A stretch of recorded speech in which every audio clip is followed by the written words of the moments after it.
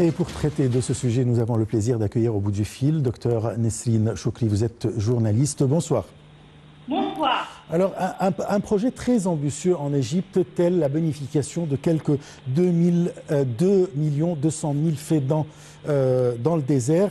Alors, le grand problème, c'est l'eau. Alors, comment compenser, le gouvernement va compenser cette quantité d'eau? Alors, en fait, c'est un projet qui est très important pour l'Égypte, pas seulement ambitieux, mais très important pour l'Égypte. Surtout que le monde entier, et pas seulement l'Égypte, passe maintenant par une phase très délicate où on parle de la sécurité alimentaire. Et qui dit alimentation dit certainement avoir des terres fertiles aptes à donner plusieurs types de cultures. Alors vraiment, oui, le grand défi quand on parle de l'agriculture à l'époque actuelle, c'est surtout l'eau, et l'eau dans le désert représente un challenge particulier. Comment pouvoir obtenir cette quantité d'eau pour pouvoir, je dirais, cultiver ces terres et garantir qu'elles soient encore fructueuses pour l'ensemble du pays? Eh bien, il est très facile de le dire parce que déjà en Égypte, nous avons beaucoup d'instituts de recherche, des universités aussi d'agriculture qui ont fait des recherches sur la technologie moderne utilisée dans l'irrigation qui permet de pouvoir d'abord soit utiliser l'eau souterraine, soit utiliser l'eau du Nil, mais avec des techniques modernes, surtout la technique de goutte à goutte, qui permet véritablement d'économiser des quantités d'eau qui étaient perdues avec des techniques d'irrigation traditionnelles. On peut aussi aller encore plus loin jusqu'à le recyclage des eaux, donc des eaux réutilisées, et pouvoir les utiliser pour l'agriculture de certains types de produits.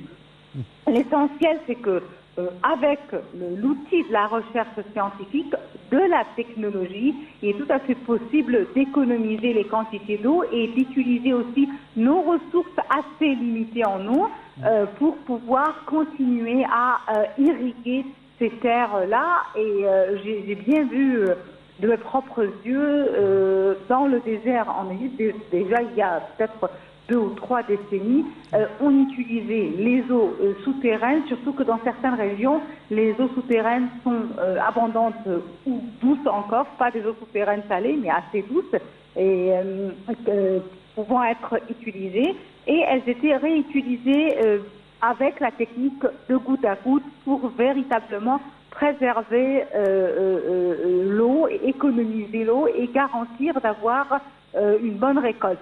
Et d'ailleurs, une petite information agricole, certains fruits qui sont, je dirais, cultivés dans le désert et qui dépendent soit de cette technique d'irrigation très traditionnelle ou des pluies aussi, parce qu'il y a l'eau des pluies qui peut être exploitée, eh bien, cette quantité d'eau assez limitée donnée à ces produits-là permet en quelque sorte, bon, assez limité, mais avec quand même, je dirais, une certaine dose scientifique, permet que ces fruits et ces légumes aient un goût véritablement particulier, parce que quand on arrose trop, les fruits et les légumes perdent leur goût. Donc c'est véritablement le recours à la technologie et à la recherche scientifique qui pourrait permettre à l'Égypte de s'en sortir. Et puis nous avons remarqué qu'au cours de l'hiver, depuis plusieurs années, on a quand même des pluies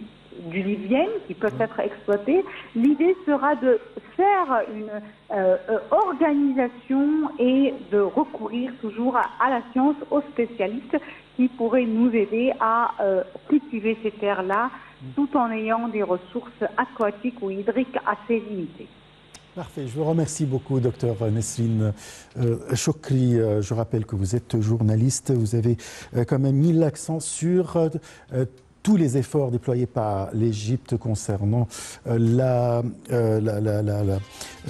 présence de l'eau pour la bonification de quelques 2 200 000 fédans pour réaliser l'autosuffisance en produits alimentaires, bien sûr, et pour la sécurité alimentaire, surtout avec la crise alimentaire qui frappe le monde due au conflit